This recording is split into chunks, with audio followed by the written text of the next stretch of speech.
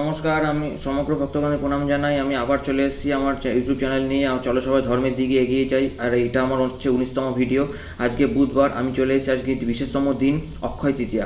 এই অক্ষয় তৃতীয়ার দিনে কী কী ঘটনা ঘটেছিল, কে কে জন্মেছিল, কী হয়েছিল না হয়েছিল, সমস্ত কিছু আমি পৌরাণিক কাহিনী নিয়ে আমি আলোচনা করতে চলেছি। প্রথম আমার পিতামাতার আশীর্বাদ, আমার গুরুদেবের আশীর্বাদ নিয়ে আমি শুরু করতে চলেছি। অক্ষয় তৃতীয়াটা দিন হচ্ছে বৈশাখ মাসের শুক্লপক্ষের তৃতীয় দিন। এই তৃতীয়া তিথিতে অক্ষয় তৃতীয়া পালন করা হয়। আর এই অক্ষয় তৃতীয়ার দিনেই নারায়ণের নারায়ণের ষষ্ঠ অবতার পরশুরাম জন্মেছিলেন, যার মাতা ছিল হচ্ছে রেণুকা আর পিতা হচ্ছে যমদগ্নি। আমি তো আগেই বলেছিলাম আগে ভিডিওতে, বা বৃহস্পতিবার বলেছিলাম, আগের বৃহস্পতিবার মনে পড়েছে। তারপর এই দিনেই হচ্ছে পরশুরাম জন্মগ্রহণ করেছিলেন।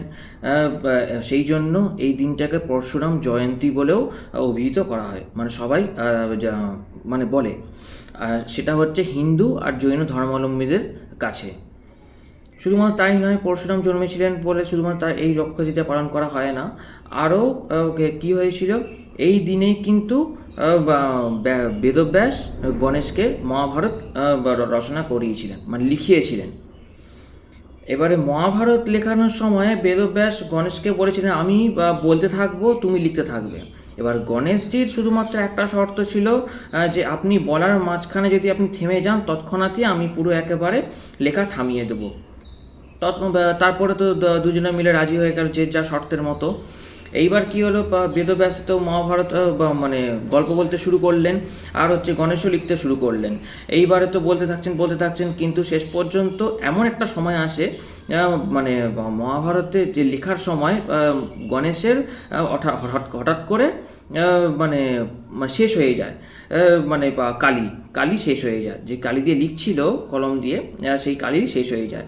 এবারে কি হবে, সেটা তো উচিত নয়। সেই জন্য নিজের দাঁত ভেঙে সেই কালির মধ্যে চুবিয়ে তারপরে লেখা শুরু করেছিলেন। এইভাবে তিনি এই অক্ষয় তৃতীয়ার দিনেই মহাভারতকে রচনা করেছিলেন।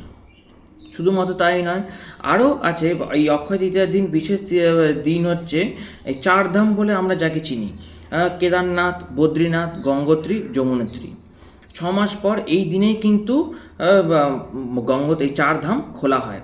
তাছাড়া এই 6 মাস আগে যে প্রদীপ প্রজ্বলিত করা হয়েছিল এই চারধামে, কিন্তু সেই 6 মাস পর এই দিনেই কিন্তু দ্বার খোলা হয়।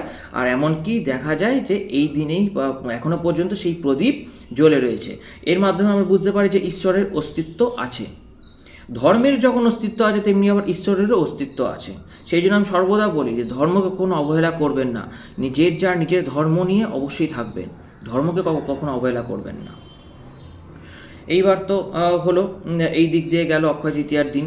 এবার আরও একটা কথা বলছি, এই দিনেই, এই অক্ষয় তৃতীয়ার দিনেই কিন্তু জগন্নাথ দেবের, অর্থাৎ পুরীর জগন্নাথ দেবের আর বলরাম দেবের আর মাতা সুভদ্রা দেবীর রথ নির্মাণ করা হয়।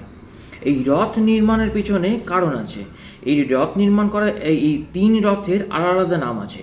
জগন্নাথ দেব যেই রথে বসেন সেই রথের নাম হচ্ছে নন্দীঘোষ, আর বলরাম দেব যেই রথে বসেন তার নাম হচ্ছে তালধ্বজ, আর মাতা সুভদ্রা দেবী যেই রথে বসেন তার নাম হচ্ছে দর্পদলন। এই 3টি রথ নির্মাণ করা হয়। এই দিক দিয়ে গেল। তাছাড়া আপনারা সবাই জানেন, আজকে আপনারা অবশ্যই টিভিতে দেখছেন যে দীঘায় যে মানে সমুদ্রে যে ভেসে এসেছিল যে জগন্নাথ দেব, সেই জগন্নাথ দেবকে প্রতিষ্ঠা করা হচ্ছে, তার প্রাণ প্রতিষ্ঠা করা হচ্ছে সেখানে। মানে আপনারা গেছেন বলে তাহলে আপনারা সবাই ভাগ্যবান, ভাগ্যবতী হয়েছেন। কিন্তু আমার যাওয়া হয়ে ওঠেনি। কিন্তু আমি যদি সব জায়গায় যাই, তাহলে আপনাদের কাছে আমি আমার এই ধর্মীয় কথাগুলো কী করে পৌঁছে দিতে পারি, আপনারা বলুন তো। এইবার আমি আরেকটা কথা বলি, এর কাছাকাছি কিন্তু আরও একটা কথা আছে। এই অক্ষয় তৃতীয়ার মানেটা আমি সেটা লাস্ট টাইমে বলবো। এই অক্ষয় তৃতীয়ার মানে দিনে কিন্তু এই পাণ্ডবদের সাথে শ্রীকৃষ্ণেরও একটা সম্পর্ক ছিল। বা দাপর যুগে যখন শ্রীকৃষ্ণ ছিল মহাভারতের সময়, বনবাসে যখন পাণ্ডবরা দ্রৌপদী সহ মানে ছিলেন, তখন মানে ক্ষুধায় তৃষ্ণায় প্রচণ্ড তারা কাতর হচ্ছিলেন। তাতে দ্রৌপদী প্রচুর পরিমাণে শোকে মর্মাহত হন, যে তাদের এই স্বামীকে খেতে দিতে পারছেন না, এমনকি অতিথি সৎকার করতে পারছেন না। তখন যুধিষ্ঠির সূর্যদেবকে ডাকেন। সূর্যদেব তাকে অর্থাৎ যুধিষ্ঠিরকে একটি অক্ষয় পাত্র দান করেন, অক্ষয় মানে বাটি দান করেন। এমনকি সূর্যদেব বলে দিয়েছিলেন যে যতক্ষণ না তোমরা 5 ভাতা খেয়ে উঠছো, এমনকি তোমাদের পত্নী দ্রৌপদী যখন খেয়ে উঠবে তখনই এই পাত্র খালি হবে, নতুবা নয়। সেই জন্য এই অক্ষয় পাত্র আমি দিলাম তোমাকে, যুধিষ্ঠিরকে বলে দিয়েছিল। এরপর থেকে তো পুরোপুরি মানে আর বনবাসে থাকতে তাদের কোনো অসুবিধা হয়নি, খাওয়ারও কোনো অসুবিধা হয়নি এবং অতিথি সৎকারও কোনো অসুবিধা হয়নি। এমন এক সময় ঋষি দুর্বাসা মুনি তার আর 100 জন মানে শিষ্যকে নিয়ে সেইখানে বনের মধ্যে তাদের কাছে উপস্থিত হন, যে মানে তাদের কাছে তারা অন্ন গ্রহণ করবেন এবং তাদের কাছে আতিথ্য গ্রহণ করবেন। এইবারে তো তখন তো পঞ্চপাণ্ডবের খাওয়া হয়ে গেছে, দ্রৌপদীর খাওয়া হয়ে গেছে, তখন এবারে কী করবে? দুর্বাসা মুনি তো প্রচণ্ড পরিমাণে মানে ক্রোধী, এমনকি এমন অভিশাপ দেন তাতে তাদের জীবন ধ্বংস হয়ে যেতে পারে। এই ভয়ে তখন দ্রৌপদী কী করলো?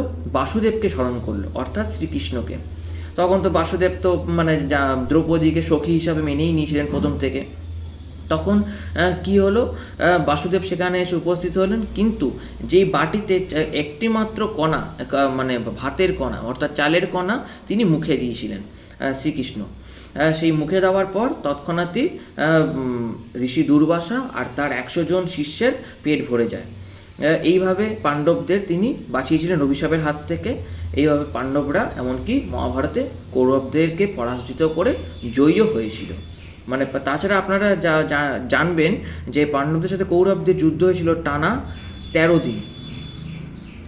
এইবারে আমার আরেকটা প্রশ্নের মধ্যে চলে আসি, এই অক্ষয় তৃতীয়া নাম কেন দেওয়া হয়েছে? এই অক্ষয় তৃতীয়া কথার অর্থটা কি?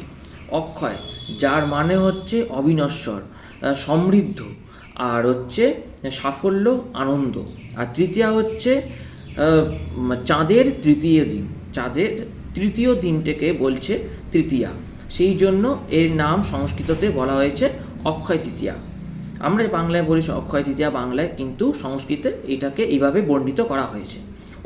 আরেকটা কথা আপনাদেরকে বলতে ভুলে গেছিলাম, এই অক্ষয় তৃতীয়ার দিনে কুবেরের তপস্যা সন্তুষ্ট হয়ে কুবেরকে আশীর্বাদ করেছিলেন মহাদেব যে তিনি সম্পদের অধিষ্ঠাত্রী হবেন, সম্পদের অধিষ্ঠান করবেন, এমনকি সম্পদ প্রচুর ঐশ্বর্যের অধিষ্ঠান হবেন। তাছাড়া শুধুমাত্র তাই নয়, কুবেরদেব এই দিনে কিন্তু লক্ষ্মীপ্রাপ্তি ঘটেছিল। এই ছিল হচ্ছে আমার অক্ষয় তৃতীয়ার দিন। এই অক্ষয় তৃতীয়ার দিন কী কী হয়েছিল না হয়েছিল, কে কী জন্মেছিল, তাছাড়া শুধুমাত্র তাই না, আরেকটা কথা আপনাদেরকে বলে রাখি, এই দিনেই কিন্তু রাজা ভগীরথ গঙ্গা দেবীকে মর্তে অবতরণ করিয়েছিলেন। যখন দেখছেন তার মানে পূর্বপুরুষেরা এরকমভাবে ঋষি কপিল মুনি তাদেরকে অভিশাপ দিয়েছিলেন, এমনকি ভস্ম করে দিয়েছিলেন অভিশাপে, তাদের যাতে আত্মা শান্তি পায়, সেই জন্য রাজা ভগীরথ প্রথমে ব্রহ্মাদেবের তপস্যা করেন, ব্রহ্মাদেবের কাছ থেকে মানে সিদ্ধি লাভ করেছিলেন। ব্রহ্মাদেব তখন বলেন তুমি মহাদেবের তপস্যা করো, মহাদেবই একমাত্র করতে পারেন এই সমস্যার সমাধান। তখন মহাদেবের তপস্যা করার পর মহাদেবও সন্তুষ্ট হয়েছিলেন। মহাদেবকেও মহাদেব বলেছিলেন যে তিনিও মানে করবেন, এই যে গঙ্গাকে মর্তে অবতরণ করবেন। তখন প্রচুর মানে গঙ্গা অবতরণ কীভাবে হয়েছিল? এই অক্ষয় তৃতীয়ার দিনই গঙ্গা অবতরণ হয়েছিল। কীভাবে হয়েছিল সেটা আপনাদেরকে আমি বলে রাখি। প্রথমে হচ্ছে যখন মানে ব্রহ্মাদেবের কোমণ্ডলু থেকে ছাড়া হয় গঙ্গাকে, আর গঙ্গার তীব্র প্রবাহ তো মানে মর্তে সহ্য করতে পারবে না, মর্তবাসীরা পুরো ভাসিয়ে নিয়ে চলে যাবে, এমনকি পৃথিবী ধ্বংস সম্ভাবনাও ছিল। তখন কি করলেন দেবাদিদেব মহাদেব? নিজের জটাটা পুরো একেবারে খুললেন, যাতে তিনি নিজের জটায় ধারণ করতে পারেন গঙ্গাকে। জটাটা খুললেন এবং সেখান দিয়ে পুরোপুরি একেবারে বিশাল আকার ধারণ করেন মহাদেব, তার মানে অতিকায়ত্ত মানে পুরো ধারণ করেছিলেন, কারণ তিনি তো পরম যোগী, এমনকি তিনি ত্রিলোকপতি, ত্রিলোকেশ্বর, এমনকি ত্রিলোকের অধীশ্বরও তিনি। এইভাবে তিনি আস্তে আস্তে গঙ্গা দেবীকে তার নিজের জটার দ্বারা মর্তে অবতরণ করেছিলেন। এইভাবে ভগীরথ মর্তে অবতরণ করেছিলেন গঙ্গাকে। এই ছিল আজকে আমার এই অক্ষয় তৃতীয়ার দিন। এই অক্ষয় তৃতীয়ার দিন কী কী হয়েছিল না হয়েছিল সমস্ত কিছু আপনাদের কাছে বিবরণ করলাম। আমার ভিডিও যদি আপনাদের ভালো লেগে থাকে লাইক, কমেন্ট, শেয়ার এবং অবশ্যই সাবস্ক্রাইব করবেন এবং বেল এখন টিপতে ভুলবেন না। আর আমার পৌরাণিক কাহিনী যদি আপনাদের অবশ্যই ভালো লাগে, আমি আবারও বলছি, আমার এই ইউটিউবের চ্যানেলের নাম চলো সবাই ধর্মের দিকে এগিয়ে যাই। এবারে আজ আমি এই ভিডিও আমি এখানে শেষ করছি। প্রথমে আমার মাতা পিতার আশীর্বাদ, গুরুদেবের আশীর্বাদ নিয়ে আমি আজ এই ভিডিও শেষ করতে চলেছি। আপনারা ভালো থাকবেন, সুস্থ থাকবেন। আজকে এই অক্ষয় তৃতীয়ার দিন, আর অক্ষয় তৃতীয়ার দিনে যেই জিনিস এমনকি রত্ন থেকে শুরু করে যেই ভালো মন্দ জিনিসই কিনুন না কেন, আপনার মানে সংসারের মঙ্গলও হবে, এমনকি আপনারা সুস্থ থাকবেন এবং কি ঈশ্বরও আপনাদের মানে ঘরে বিরাজিত হবেন, আমি লক্ষ্মী বিরাজিত হবে। এই বলে আমি আমার এই ভিডিও শেষ করতে চলেছি। নমস্কার।